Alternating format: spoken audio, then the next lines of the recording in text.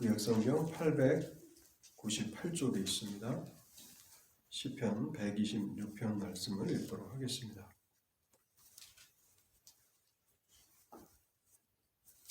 성전에 올라가는 노래. 여호와께서 시온의 포로를 돌려보내실 때에 우리는 꿈꾸는 것 같았도다. 그때 우리 입에는 웃음이 가득하고 우리 혀에는 찬양이 찼었도다. 그때 문나라 가운데서 말하기를 여호와께서 그들을 위하여 큰 일을 행하셨다 하였도다. 여호와께서 우리를 위하여 큰 일을 행하셨으니 우리는 기쁘도다. 여호와여 우리의 포로를 남방 시내들같이 돌려보내소서. 눈물을 흘리며 씨를 뿌리는 자는 기쁨으로 거두리로다. 울며 씨를 뿌리러 나가는 자는 반드시 기쁨으로 그 곡식단을 가지고 돌아오리로다. 아멘. 하나님의 은혜를 구하며 먼저 잠시 기도하겠습니다. 자비로우신 하나님 아버지, 하나님의 은혜와 또 사랑과 긍휼과 또 놀라우신 또 공급하심을 인해서 감사합니다. 오늘도 저희들 수요 기도회를 기억하고 이 저녁에 모여서 하나님을 찬송하며 하나님을 기뻐하며 또 믿음으로 기도함으로 나아가고자 하오니 하나님 우리의 모임을 축복하여 주시고 우리의 마음에 은혜를 허락하여 주실 때에 하나님의 베푸신 은혜와 또 행하신 놀랍고 큰 일들을 기억하며 우리가 감사함으로 하나님 앞에 나아갈 수 있도록 저희를 인도하여 주시옵소서. 하나님 아버지, 참으로 하나님께서 우리의 삶 가운데 놀라우신 일을 이루셨음을 감사합니다. 죄와 사망에 포로되어 있는 불쌍한 저희들을 하나님의 주권적인 은혜를 허락하여 주셔서 우리를 죄로부터 사망으로부터 자유롭게 해주셨고 참된 해방을 맛보게 하셨고 구원을 경험하게 하셨나이다. 뿐만 아니라 장차는 그리스도와 함께 영광의 나라에서 하나님의 나라를 상속할 상속자들로 삼으셨사오니 하나님 아버지, 우리가 어찌 하나님의 은혜를 다 표현할 수 있으며 또 다 감사할 수 있겠나이까. 하나님, 저희가 날마다 하나님께서 우리를 위해서 큰 일을 행하신 것을 기억하며 하나님 앞에 감사하게 하실 때에 우리의 입에 웃음이 가득하게 하시고 또한 우리의 혀에 감사와 찬송이 흘러나오게 하여 주시옵소서. 뿐만 아니라 하나님, 우리에게 베푸신 놀라우신 그 구원과 또 놀라우신 은혜를 저희들이 생각할 때에 여전히 죄악 가운데서 사망의 종로로 타는 자들을 우리가 생각하면서 하나님께서 저들에게도 여전히 구원의 은혜를 베풀어 주시길 위해서 기도할 수 있는 기도의 사람들이 되게 하여 주시옵소서. 하나님 아버지, 우리가 자비를 얻고 긍휼을 얻은 것은 우리보다 먼저 하나님의 구원을 경험한 자들의 수고와 또 그들의 헌신과 그들의 땀과 그들의 기도와 그들의 열정이 있었음을 생각합니다. 하나님 아버지, 여전히 이 시대 가운데도 그리스도의 복음을 통해서 하나님께로 돌아올 자들이 있을 줄 아오니 하나님, 그들을 위한 우리의 의무와 책임들을 감당하게 하여 주시옵소서. 우리가 하나님 앞에서 감사하며 기뻐할 뿐만 아니라 우리에게 맡겨주신 기도의 의무들을 잘 감당하며 살아갈 수 있게 하시기를 원합니다. 하나님, 오늘도 하나님의 말씀을 통해서 놀라운 약속을 주신 것을 감사합니다. 울며 씨를 뿌리는 자는 기쁨으로 거두리로다고 말씀하셨고 눈물을 흘리며 씨를 뿌리는 자는 곡식단을 가지고 반드시 돌아오리라고 말씀하셨사오니 하나님 아버지, 이 소망이 우리의 마음 가운데 충만하게 하여 주셔서 이 시대에 여전히 눈물을 흘리며 씨를 뿌리는 그 사명들을 감당하게 하옵소서. 하나님, 우리의 눈물을 병에 담으시며 또한 그 모든 하나님의 섭리 가운데 생명을 살리는 그런 씨앗들로 사용하여 주실 때에 강물과 같이 수많은 죄인들이 하나님께로 돌아오는 은혜의 구원의 날들을 바라볼 수 있도록 도와주시기를 원합니다. 하나님은 자비로우시며 또한 하나님은 신실하심을 저희들이 생각하오며 하나님의 주신 이 약속을 붙들며 저희들이 간구하며 기도할 때에 참으로 우리가 기도하였던 그 일이, 우리가 꿈꾸었던 그 일이 현실이 될 때에 참으로 그것을 바라보면서 하나님 앞에 온전한 영광과 찬송과 감사를 드릴 수 있도록 하나님 우리에게 자비를 베풀어 주시옵소서. 하나님, 오늘도 사랑하는 성도들 신실함으로 그 기도의 사명들을, 그 기도의 책임들을 감당하고자 모였습니다. 하나님, 저희가 비록 숫자적으로는 적은 무리지만은 그러나 하나님의 기도하는 사람들이 모인 모임이오니 하나님 이 모임을 기뻐하시리라 저희들이 생각합니다. 우리의 모임 가운데 함께하여 주시고 성령을 통해서 역사하여 주실 때에 우리가 진실함과 참된 믿음으로 하나님 앞에 나아가 간구하게 하시고 또한 우리의 기도들이 하나님 앞에 아름다운 향기와 같이 드려지게 하여 주셔서 하나님의 놀라우신 주권 가운데 이 땅에 자비를, 이 땅에 부흥을 이루시는 그 일을 위해서 우리의 기도들이 쓰임을 얻도록 자비를 베풀어 주옵소서. 오늘도 여러 곳에 흩어져 있는 사랑하는 성도들 기억하여 주옵소서. 사랑하는 교회가 함께 기도하기로 정한 이 시간을 기억하며 함께 무릎을 꿇고 하나님 앞에 간구하게 하옵소서. 무엇을 거둘까, 어떠한 추수를 할까를 늘 생각하며 하나님 오늘을 살아가게 하시고 씨를 뿌리게 하옵소서. 눈물로 뿌리게 하옵소서. 그래서 기쁨으로 거두는 놀라운 또 복락들을 사랑하는 성도들도 경험하도록 하나님 주님의 주권 가운데 이 기도에 동참하도록 하나님께서 역사하여 주옵소서. 이 시간에도 하나님의 말씀을 잠시 상고하며 기도하기를 원합니다. 하나님 아버지, 말씀을 밝혀주셔서 우리가 합당한 기도의 제목을 말씀으로부터 발견하며 진리 가운데 기도하게 하옵소서. 우리의 기도회를 축복해 주시길 원하오며 이 모든 말씀 우리 주 예수 그리스도의 이름으로 기도하옵나이다. 아멘.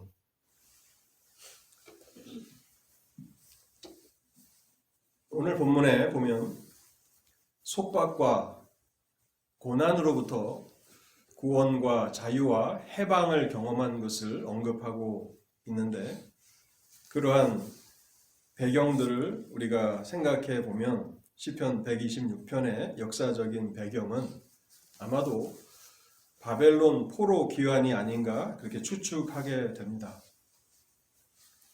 이스라엘이 경험하였던 바벨론 포로 귀환은 예수 그리스도 안에 있는 성도들의 구원을 잘 나타내는 모형이 됩니다.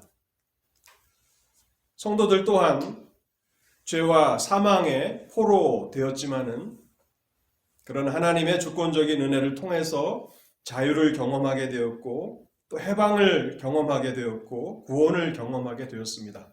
그런 측면에서 이스라엘이 역사적으로 경험하였던 바벨론 포로 귀환은 성도들의 구원에 대한 모형이라고 그렇게 생각할 수 있습니다. 그래서 시편 126편은 성전에 올라가는 노래, 성전에 올라가는 시편이라고 그렇게 타이틀이 정해져 있는데 우리가 이것을 좀 더 넓은 의미에서 적용해 본다면 그리스도 안에서 구원을 경험한 성도들이 하나님 앞에 드리는 감사와 찬송의 시라고도 우리는 생각해 볼 수 있을 것입니다. 먼저 우리는 이 126편을 통해서 구원을 경험한 성도들이 자신의 구원을 어떻게 표현하고 있는가를 생각해 보도록 하겠습니다. 1절에 보면요. 여호와께서 시온의 포로를 돌려보내실 때에 우리는 꿈꾸는 것 같았도다 라고 말하고 있습니다. 자신들이 경험한 하나님의 은혜의 그 구원을 마치 꿈꾸는 것 같았다라고 표현하고 있다는 것입니다. 우리가 늘 생각하고 또 소망하는 어떤 일이 현실에서 이루어질 때 우리가 자주 이런 표현들을 쓰지 않습니까? 이거 꿈 아니야? 이게 정말 현실이라고? 내가 꿈을 꾸고 있는 거 아니냐고 이렇게 옆에 있는 사람들에게 질문하지 않습니까? 그런데 하나님의 주권적인 은혜로 그 포로 귀환을 경험했던 그 시인, 또 그들과 동참하며 하나님 앞에 찬송했던 그 믿음의 선조들은 하나님의 은혜를 경험한 그 사건을 생각하면서 마치 꿈을 꾸는 것 같았다라고 표현하고 있다는 것입니다. 하나님의 은혜를 경험한 사람들은 누구나가 동서고금을 막론하고 이렇게 표현한다는 것입니다. 이 시편과 오늘 우리 사이에는 작게 잡아도 한 2500년, 다윗의 시대라면 한 3000년 이렇게 그런 시차가 있죠.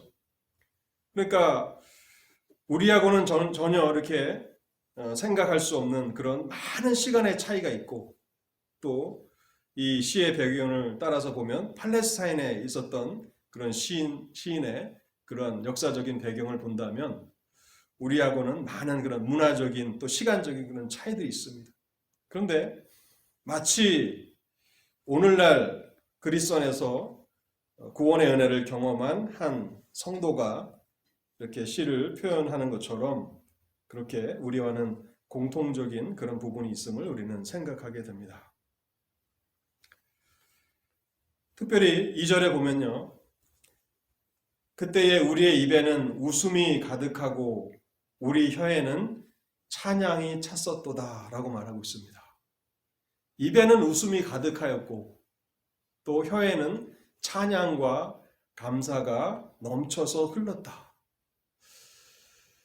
우리 인생 가운데 이러한 때가 언제 있었는가 한번 돌아가 보면요, 많은 그 경험들이 있다고는 할 수 없겠지만은 몇 번의 이런 경험들이 있었음을 여러분들은 다 고백하실 것입니다. 그런데 정말 하나님의 은혜가 한 사람의 영혼에 임하게 되면 입에는 웃음이 가득하고 혀에는 감사와 찬양이 넘쳐 흐르게 된다고 표현하고 있습니다. 그래서 시인이 표현하는 이 모든 표현이 우리가 공감할 수 있는, 우리가 체험할 수 있는 것이라는 사실을 우리는 생각하면서 더욱 감사하게 됩니다. 그런데 이 모든 놀라운 이 구원이 이스라엘의 공로가 아니었다라고 하는 사실을 우리는 다시 한번 생각할 필요가 있습니다. 바벨론 포로 귀환이 이루어진 것을 생각해 보면요, 그것은 이스라엘 백성들이 해낸 일이 아니었습니다. 독립을 위해서, 자유를 위해서, 해방을 위해서 수많은 사람들이 노력해서 얻게 된 결과가 아니었다는 것이고요. 또한 이방의 바벨론 왕 고레스가 특별한 은혜를 베풀어서 이 일을 주관한 것도 아니었습니다. 물론 하나님께서 바벨론 왕 고레스를 사용하셨지만 이 일이 고레스로 말미암아서 일어난 것도 아니라는 것입니다. 2절과 3절에서는 한결같이 이 모든 일을 행하신 분이 하나님이심을 분명히 강조하고 있는데요. 2절 하반절을 제가 읽어보겠습니다. 그때 문 나라 가운데서 말하기를 여호와께서 그들을 위하여 큰 일을 행하셨다 하였도다. 3절도 보겠습니다. 여호와께서 우리를 위하여 큰 일을 행하셨으니 우리는 기쁘도다. 이것이 사람으로부터 난 것도 아니고 또 사람을 통해서 이루어진 것도 아니고 오직 여호와께서 이 일을 이루셨다라고 말하고 있는 것입니다. 우리가 신약의 서신서들에서 늘 반복되면서 그 신약의 서신을 기록한 기자들이 강조하는 것이 아닙니까? 너희의 구원이 너희의 공로로 말미암은 것이 아니다. 자랑하지 말라. 하나님의 은혜로 된 것이라고 하는 그 사실을 우리가 얼마나 신약 성경에서 많이 발견합니까? 시편 126편의 기자 또한 그것을 잊지 않고 말하고 있는 것입니다. 우리를 위해서 하나님께서, 여호와께서 큰 일을 행하셨다. 그런데 2절 하반절에 보면요, 이스라엘 백성들도 이 일이 하나님께로부터 비롯된 일이라는 것을 인정할 뿐만 아니라 문 나라 가운데서 말하기를, 이방 사람들이 말하는 그 말도 동일하다는 것입니다.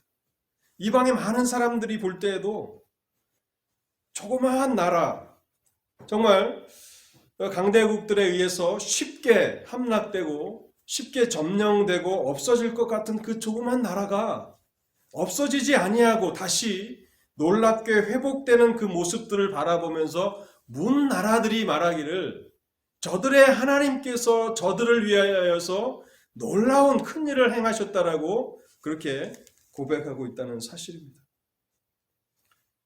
여러분, 우리가 구원을 경험한 하나님의 백성들이라면 우리 모두는 이 사실을 마음으로 동의하게 될 것입니다. 하나님께서 우리에게 구원을 베푸신 것, 그 은혜를 베푸신 것을 생각할 때 우리의 입에는 웃음이 가득하고 우리의 혀에는 감사와 찬양이 넘쳐 흘러납니다. 그런데 이 구원을 생각해 볼 때 나의 공로로 이루어진 것이 아닙니다. 어떠한 사람을 통해서 이루어진 것도 아닙니다. 이 모든 것은 전적으로 하나님께서 하나님의 주권 가운데서 이루신 일이라고 하는 사실을 참되게 구원을 경험한 사람들은 다 고백하게 된다는 것입니다. 그러면서 이제 4절에 보면요, 바벨론에서부터 포로 귀환을 했던 사람들, 이제 예루살렘으로 돌아와서 그 시온으로 돌아와서 성소로 나아가서 하나님을 찬송하고 감사하면서 그 올라가는 길에 하나님 앞에 4절에 보면 그들이 드렸던 기도가 나옵니다. 여호와여, 우리의 포로를 남방 시내들 같이 돌려 보내소서. 여호와여, 우리의 포로를 돌려 보내소서라고 말하고 있습니다. 이 말씀은 무엇인가 하면 우리가 그 이스라엘의 역사를 보면 바벨론으로 끌려갈 때도 1차와 2차, 3차를 통해서 이스라엘 백성들이 바벨론 땅으로 포로가 되어서 끌려가지 않습니까? 돌아올 때도 마찬가지입니다. 끌려갔던 모든 사람들이 한꺼번에 다 돌아오지 않습니다. 1차, 2차, 3차를 통해서 그렇게 돌아오는데 우리가 잘 알듯이 다니엘은 무슨 개인적인 이유가 있어서인지는 모르지만 예루살렘으로 돌아오지 못합니다. 그래서 돌아오지 못한 사람들도 있었습니다. 그래서 어떤 사람들은 신앙적인 이유 때문에, 또 어떤 사람들은 다른 여러 가지 어려움들이 있기 때문에 못 돌아왔는데, 다니엘이 그곳에서 남아서 부귀영화를 누리려고 하는 그런 목적에서 돌아오지 않았다고 볼 수는 없겠죠. 그가 감당해야 하는 어떤 책임이 있었을 것 같고, 그래서 그는 끝끝내 예루살렘으로 돌아오지는 못합니다. 근데 지금 처음으로 이렇게 바벨론에서부터 예루살렘으로 돌아왔던 사람들이 성전에 올라가면서 드리는 기도가 바로 이것입니다. 우리의 포로를, 여기 우리의 포로라고 하는 것은 남아있는 포로를, 그런 의미입니다. 지금 여전히 이방의 땅에서 남아있는 그 우리 백성들을 남방 시내들 같이 돌려보내소서라고 기도하는 것입니다. 여기 남방 시내들이라고 하는 것은 이스라엘의 특별한 그 기후를 염두에 둔 그런 표현인데요. 이스라엘은 건기와 그 우기로 이렇게 기후가 나눠져서 건기 때는 비가 전혀 오지 않고 우기 때만 비가 오는 그런 지형이라고 합니다. 그래서 우기가 되면 거기가 강인지도 모를 정도로 이렇게 많은 비가 흘러서 물이 흘러서 강이 되고, 건기가 되면 그 강물조차도 다 말라버리는, 그래서 여기 남방 시내들 같이라고 하는 것은 갑자기 우기 때가 되면 많은 물이 흘러가서 큰 강을 이루는 것처럼 현재 돌아오지 못한, 그래서 이방의 땅에 흩어져 있는 동족들이 많은 물이 흘러 강물이 흘러가는 것처럼 그렇게 속히 이스라엘 포로들이 다 돌아올 수 있게 해달라고 하나님을 향하여서 간절히 기도하는 그런 기도가 바로 4절의 말씀이라는 것입니다. 여호와여, 우리의 포로를 남방 시내들 같이 돌려보내소서.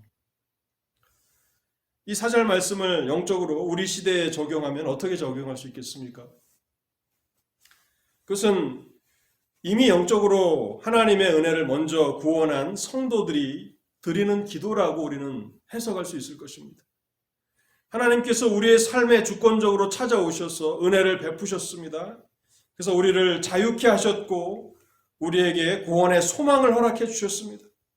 그래서 이제 그 은혜를 경험한 하나님의 백성들이 아직 그와 같은 은혜를 알지 못하는 이웃들과 또 세계를 향하여서 여전히 복음에 소외된 사람들을 향하여서 안타까운 마음을 가지고 하나님 앞에 기도하는 기도라고 우리는 해석할 수 있는 것입니다. 하나님, 나에게 임했던 이 복음의 은혜가 저들에게도, 여전히 복음에 소외되어 있는 저들에게도 임하게 하셔서 우기 때에 남방 시내들처럼 큰 강물이 되어서 흘러가는 것처럼 그렇게 수많은 죄인들이 하나님의 은혜로 그리스도께로 돌아오게 하옵소서라고 드리는 기도라는 사실입니다. 다른 말로 하면 부흥을 위한 기도라고 그렇게 말할 수 있겠죠. 조나단 에드워드가 부흥을 위한 그런 기도를 촉구했고 또 책을 써서 많은 사람들을 독려하면서 부흥을 위해서 기도합시다 라고 하는 그런 촉구들, 조나단 에드워드만 그런 일을 했겠습니까? 얼마나 많은 하나님의 백성들이 이 땅에서 그 기도를 드리며 하나님 앞에 간구했겠습니까? 근데 지금 바벨론 포로에서 돌아왔던 그 이스라엘 백성들 또한 이제 내가 구원을 받았으니 되었다라고 그렇게 만족하고 끝나는 것이 아니라 하나님 이 은혜를 여전히 바벨론 땅에 남아있는 자들에게도 베풀어 주시사 남방 시내들처럼 돌아오게 하옵소서라고 간구하고 있다는 것입니다. 우리가 구원받은 것을 감사하며 살아야 합니다. 그런데 구원받은 성도들에게는 하나의 또 의무가 있습니다. 그 의무가 무엇입니까? 남은 자들을 위해서, 여전히 복음에 소외된 자들을 위해서 하나님 앞에 기도해야 하는 기도의 의무가 있다는 것입니다. 5절과 6절은 이제 소망과 확신 가운데서 하나님 앞에 드리는 그런 기도라고 할 수 있는데요. 선지자들과 특별히 신약의 사도들은 항상 많은 고난을 당했고 많은 눈물을 흘리며 살아갔습니다. 또 참되게 경건하게 하나님 앞에서 살아가고자 하는 많은 성도들 또한 하나님 나라를 위해서 눈물을 흘리며 그렇게 살아갔고 또 지금도 흘리고 있습니다. 오늘날 어떤 사람들을 보면 지나치게 이렇게 낙관적인 태도를 가지고 삶을 살아가는 분들이 있습니다. 긍정적으로 모든 것을 낙관적으로, 그래서 밝은 그런 삶을 살아야 믿음이 있는 사람이다 라고 하는 그러한 인상을 주려고 하는 사람들이 있는데요.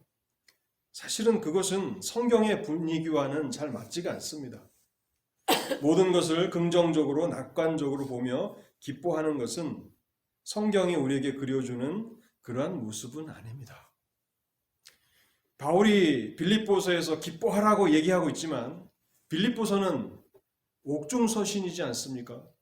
바울이 고난 가운데서 자신을 향하여서 눈물로 기도하는 빌립보 성도들을 생각하면서 그들을 위로하면서 기뻐하라고 말하고 있는 것입니다. 그래서 너무 이렇게 낙관적으로 긍정적으로만 보는 그런 자세들은 성경적인 분위기는 아니라는 것을 우리는 기억해야 합니다.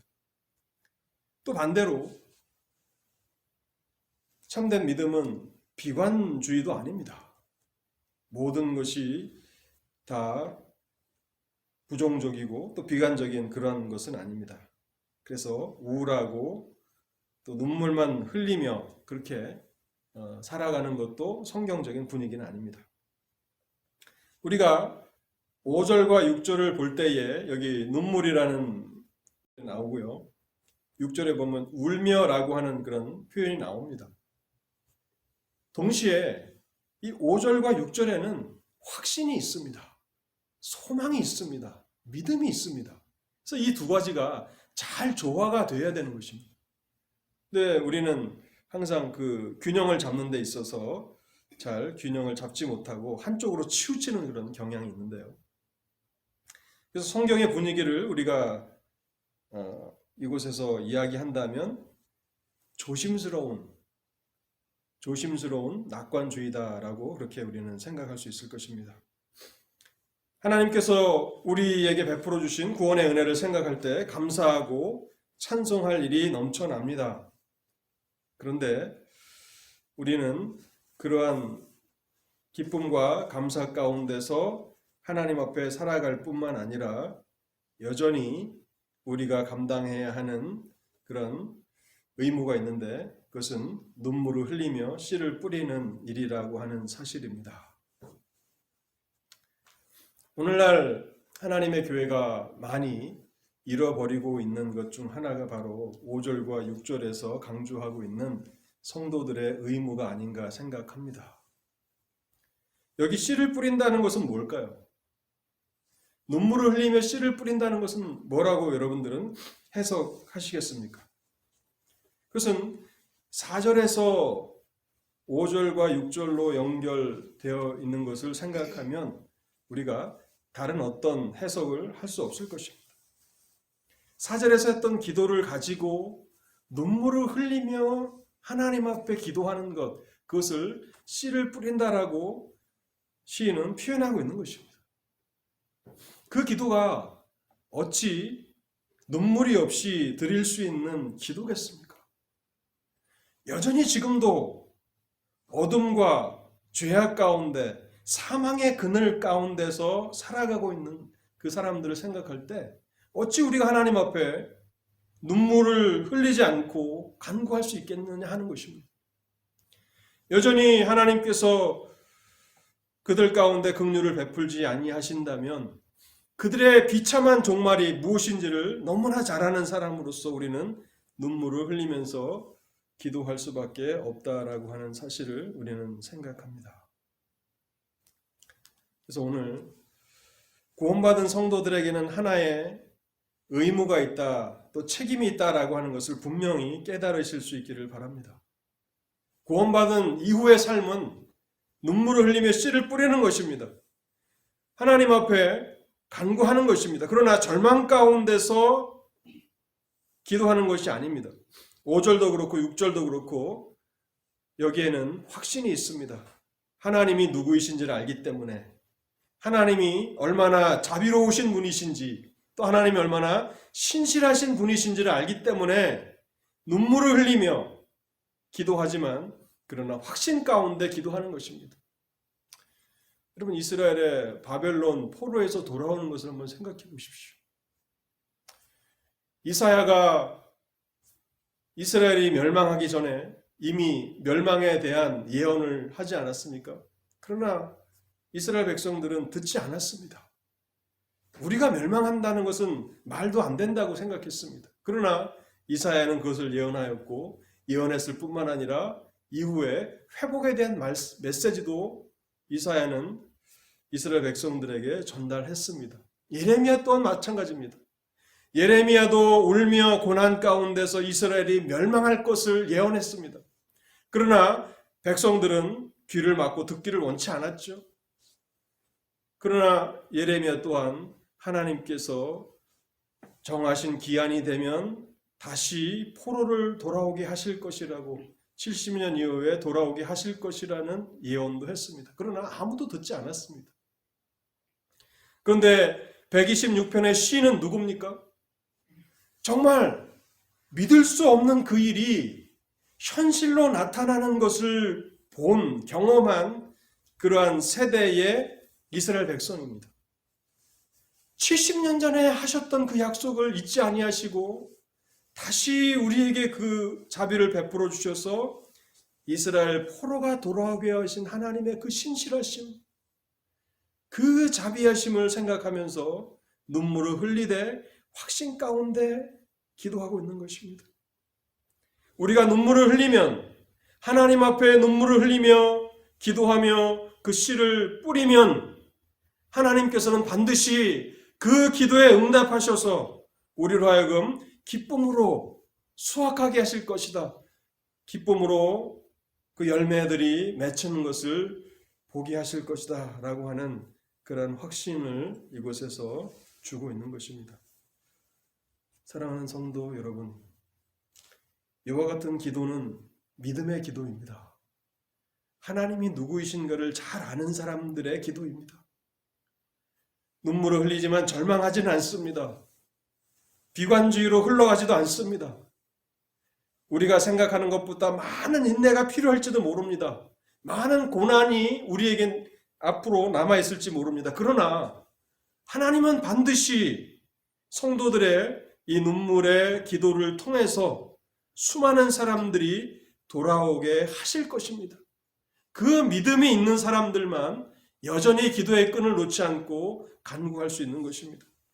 그래서 오늘 시편 126편을 생각하시면서 남은 평생에 우리의 삶에 신실하신 그 하나님이, 자비로우신 그 하나님이 우리로 하여금 기도하게 하시고 눈물을 흘리며 간구하게 하시지만 이 모든 일들이 장래에, 미래에 많은 결실들로 돌아오게 하셔서 그때에 우리가 살아있다면 우리의 입에 웃음이, 우리의 혀에 감사와 찬송이 넘쳐나게 하실 것이라고 하는 그 소망 가운데 이 기도의 의무를 감당하라고 말씀하고 있습니다.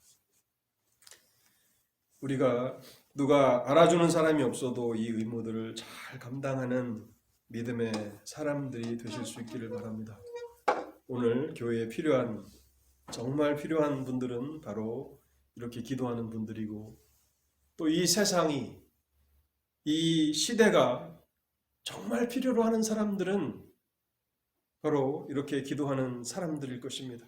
오늘 말씀을 생각하시면서 우리 한 10분 정도 기도하겠습니다. 하나님, 우리에게도 큰 믿음을 주시고 우리에게도 소망을 주시옵소서.